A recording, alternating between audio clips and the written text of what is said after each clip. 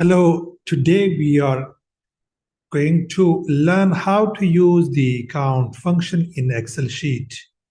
Before going to start the lecture, I would request you to please like this video and subscribe to our channel for more useful video tutorials.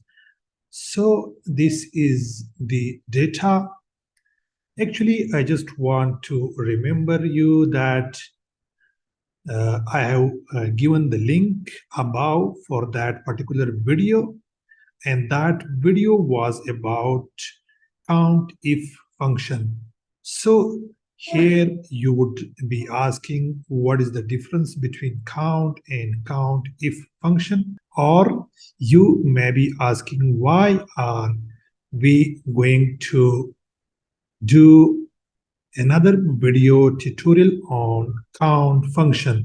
So let me tell you that there is difference between count and count if function.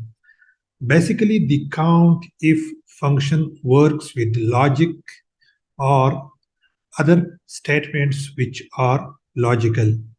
In count if function, we use to know the number of cells which contains a specific data along with a condition. Let me do it once again for you.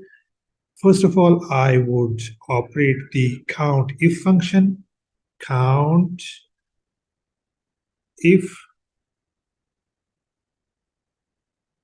what is the range I want to apply the count function on, then comma, and then here is the statement or the condition. Give me the number of values which are more than 60, for example, and then close the formula bracket. Here we have 44 values that are more than 60. Now I would tell you how to use the count function and how is it different from the count function. Count, we do not write if and then bracket and then select the range, and now we are closing the bracket without giving any kind of condition or statement. So closing the bracket.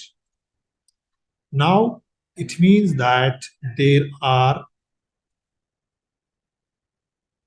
55 cells, or in total there are 55 cells that contain the numbers, or we just counted that how many cells are there in this particular range, and the count function answered that there are 55 cells in this range.